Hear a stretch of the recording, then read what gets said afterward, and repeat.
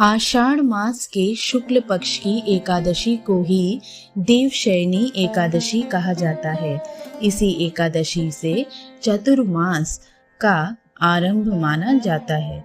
इस अवधि में कोई भी शुभ कार्य जैसे विवाह आदि नहीं किया जाता। मान्यता है कि इस दिन से भगवान श्री हरि विष्णु क्षीर सागर में शयन करते हैं और फिर 4 माह बाद उन्हें उठाया।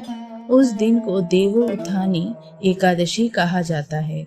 इस बीच के अंतराल को ही चातुर्मास कहा गया है। देवशयनी एकादशी को देवशयनी, महा एकादशी, थोली एकादशी, हरि देवशयनी, पद्मनाभा शयनी तथा प्रबोधिनी एकादशी भी कहा जाता है। इस बार देवशयनी एकादशी 17 जुलाई बुधवार को मनाई जाएगी। आइए जानते हैं देवशयनी एकादशी व्रत कथा। पौराणिक कथा के अनुसार मानंधता नामक एक सूर्यवंशी राजा था। वह हमेशा सत्य बोलता था और महान तपस्वी और चक्रवर्ती था। वह अपनी प्रजा की देखभाल अपने संतान की तरह करता था। एक बार उस राज्य में अकाल पड़ने से हाहाकार मच गया।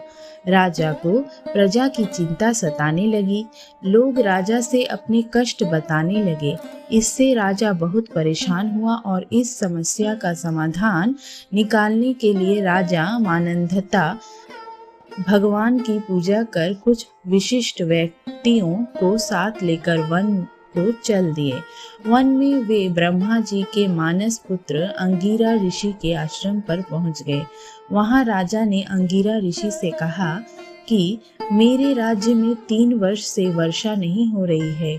इससे अकाल पड़ गया है और प्रजा कष्ट भोग रही है। राजा ने यह भी कहा कि शास्त्रों में लिखा है कि राजा के पापों के प्रभाव से ही प्रजा को कष्ट मिलता है। राजा ने कहा कि मैं तो धर्मानुसार राज्य करता हूँ, फिर भी अकाल कैसे पड़ गया?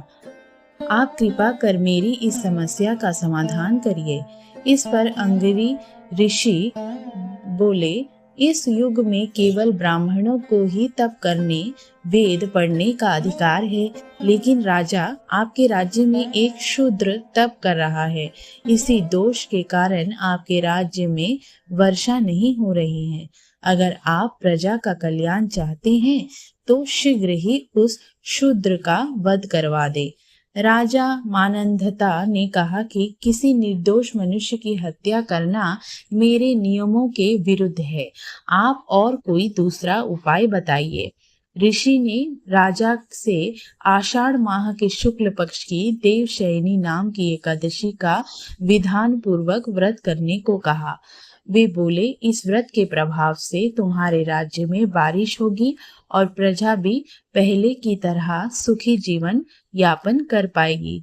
राजा ने देवशयनी एकादशी का व्रत पूजन का नियम अनुसार पालन किया, जिसके प्रताप से राज्य में फिर से खुशहाली लौट आई। कहते हैं, मोक्ष की इच्छा रखने वाले मनुष्यों को इस एकादशी का व्रत करना चाहिए।